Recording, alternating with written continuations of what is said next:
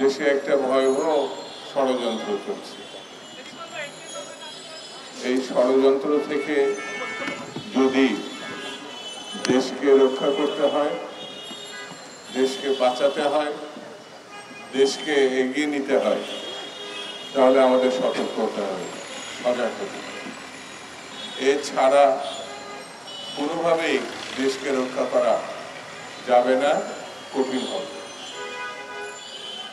সবাই জানে গণতন্ত্রে উত্তরণের জন্য নির্বাচনের কোনো বিকল্প নেই, সবাই জানে। কিন্তু কোনো কোনো মহল নির্বাচনকে আটকে দিয়ে বন্ধ করে তারা ভিন্ন পথে দেশকে নিয়ে যেতে চায়। কেউ কেউ নতুন দল গঠনের মধ্য দিয়ে ক্ষমতা যেতে চায়, এটা আমাদের আপত্তি নাই। দল যে কেউ গঠন করতে পারে, নির্বাচনও যে কেউ করতে পারে, কিন্তু বিশেষ মহল থেকে বিশেষ উদ্যোগে বিশেষভাবে দল গঠনের নামে একটি বিশেষ পরিস্থিতি সৃষ্টি করে ক্ষমতা দখল করার যদি স্বপ্ন দেখে তাহলে আপত্তি আছে। এটা আমাদের বুঝতে হবে।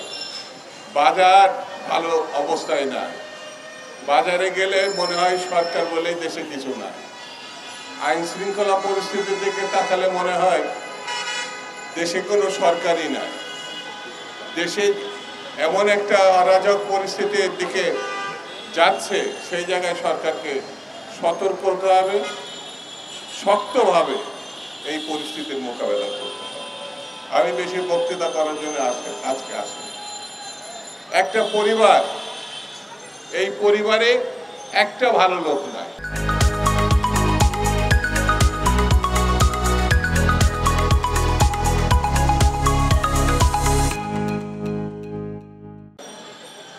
যে পরিবার আছে শেখ মুজিবের পরিবার। তিনি ক্ষমতায় থাকা অবস্থায় তার ছেলে ব্যাংক ডাকাত হিসাবে সারা দেশে স্বীকৃতি পেয়েছিল, শেখ কামাল।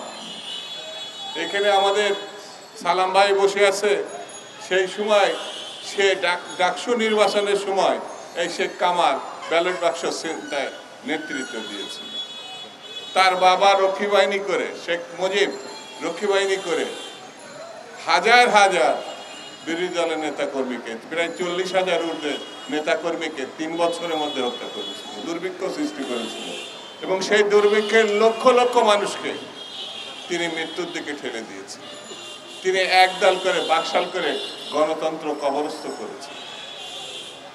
এই পরিবারের পরবর্তী সদস্য শেখ মুজিব নৃশংসভাবে সপরিবারটা নিহত হলো। 2টি কন্যা সন্তান বেঁচে যায় বিদেশে থাকার কারণে, একজন শেখ হাসিনা, একজন শেখ রেহানা। শেখ রেহানা এবং শেখ হাসিনার আবার 4টা ছেলে মেয়ে আছে, তারা বিদেশে থাকে। এখন শেখ হাসিনাও বিদেশে থাকে, ভারতে থাকে।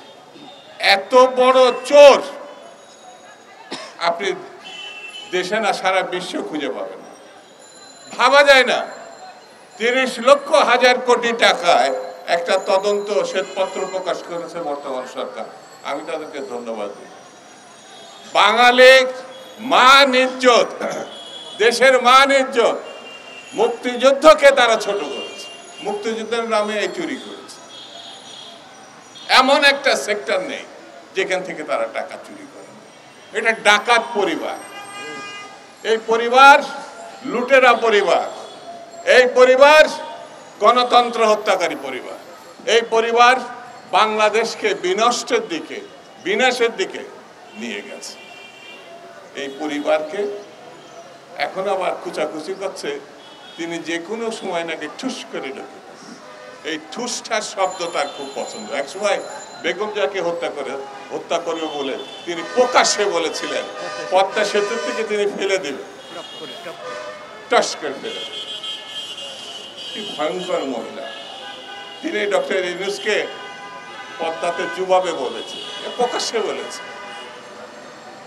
এই পরিবারকে যত তাড়াতাড়ি সম্ভব, ডক্টর ইউনূস সাহেব, আপনার কাছে আমরা দাবি করি না, কিন্তু আজকে দাবি করি, দ্রুত বিচারে আওতায় আনতে হবে। শুধু শেখ হাসিনা না, শেখ হাসিনা, শেখ রেহানা এবং তাদের যাদের পুত্র কন্যা আছে, এই যে টিউলিপ পার্লামেন্টে মেম্বার হওয়ার পরে, আরে আল্লাহ কি উৎসব! এখন দেখা যাচ্ছে সেই 14 ভিতরে টিউলিপ একজন। এবং এটি বাংলাদেশে তদন্ত হয় না, আমেরিকায় সিবিআই, আমেরিকান তদন্ত সংস্থা, তারা এই তদন্ত করেছে। এই যে মাঝে মাঝে আপনার নিশ্চয় মনে আছে, শেখ হাসিনা কেঁদে ফেলত, ওনার কান্নার একটা স্বভাব আছে। আমি আমার ছেলে মেয়েদের খাওয়াতে পারি নাই, টাকা দিতে পারি নাই, শিক্ষা দিতে পারি নাই, মানে শিক্ষার টাকা দিতে পারি, টাকার মানে এখন তো মনে হচ্ছে এক সাম্রাজ্ঞী ছাড়া এত টাকা কারোর তো থাকার কথা না।